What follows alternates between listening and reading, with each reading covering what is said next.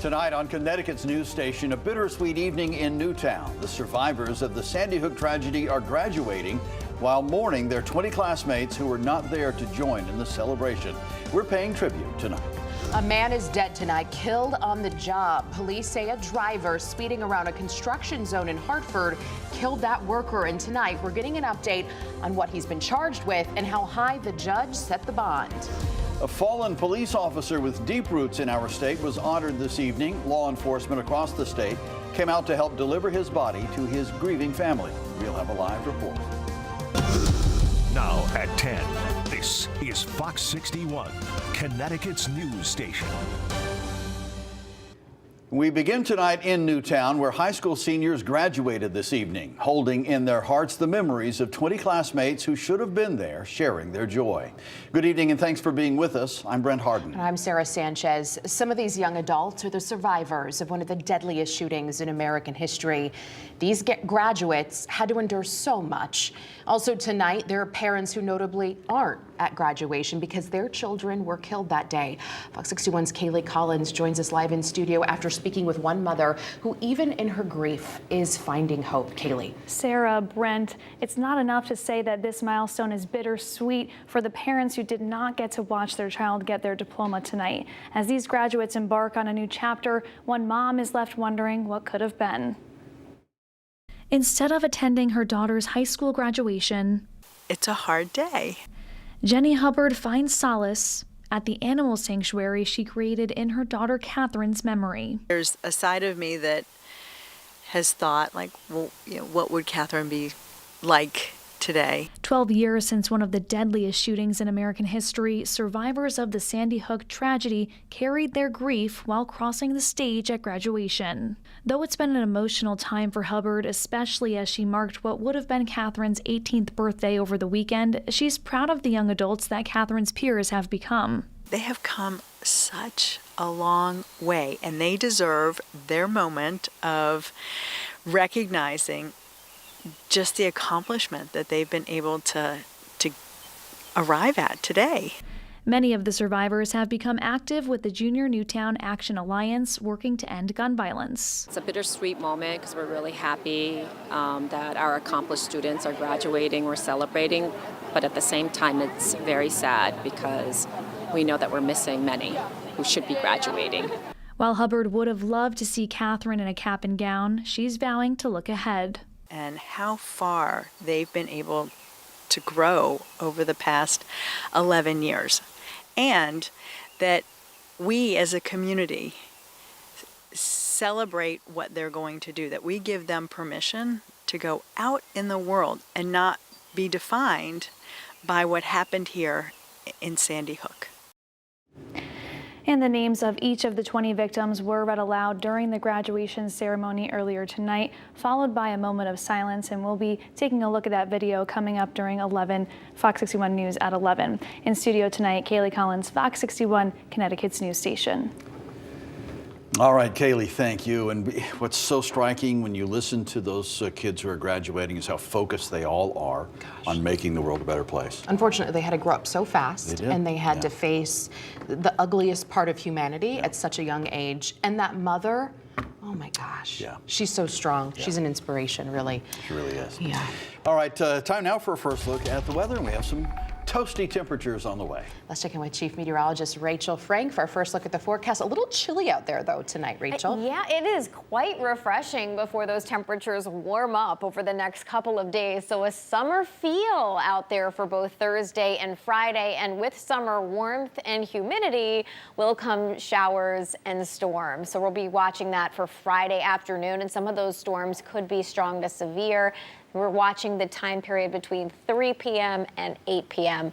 on Friday. But right now, temperatures are in the upper 60s to right around 70 for Hartford and New Haven. But we are seeing some cooler spots out there. Low 60s in Norwich, upper 50s in Torrington. And if you have that discussion at home to open the windows or not, tonight is an open the windows kind of evening with overnight lows in the 50s. There is a chance for some patchy fog as we head towards daybreak. That'll quickly give way to lots of sunshine.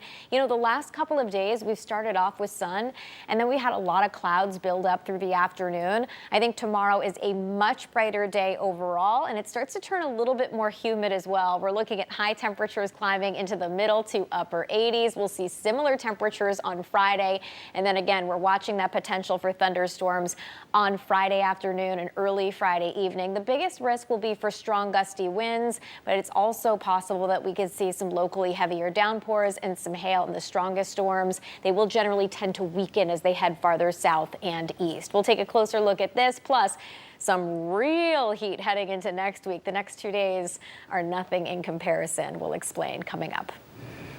All right, Rachel, thank you. New details out of Hartford tonight. Police have identified the construction worker hit and killed on West Boulevard today.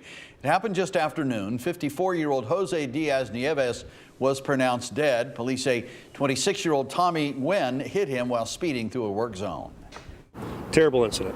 We all see it all the time. You know, we see it on the highways, we see it on local roads, even private people, not just the police see it. You know, people are fed up with it. You know, it's happening all over the place. Nguyen is being held on a $1 million bond. He's been charged with second-degree manslaughter and reckless driving. There were 2 passengers in the car. Both were taken to the hospital with minor injuries. Police are also warning the rest of us that the area where that crash happened could stay closed for some time once the investigation wraps up, because the construction work still needs to be completed. Fallen Minneapolis police officer Jamal Mitchell, who was born and raised right here in Connecticut, is back home. Officers representing departments all across the state came together for the procession, transporting his body from Bradley International Airport down to a funeral home in New Haven.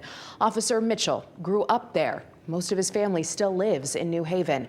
Fox 61's Alexa Farrell is live in front of McClam Funeral Home, and she has more about the show of support tonight from the entire community. Alexa. Sarah, Brent, it was a really emotional day here, and we spoke with the New Haven police chief. He told us that when Officer Jamal Mitchell's mother asked him to bring her son's body home, he promised her that he would do it and honor him properly. It's unfortunately a familiar sight. American flag flying high as police officers drive past down below.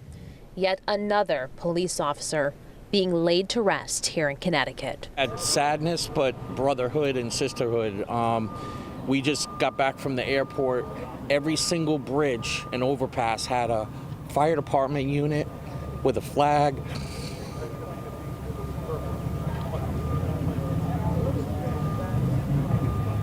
Sorry. It just a lot of support for Officer Mitchell and his family. Officer Jamal Mitchell didn't serve his home city of New Haven, nor in the state of Connecticut. But that doesn't matter. All that matters to these officers is the Blue Brotherhood.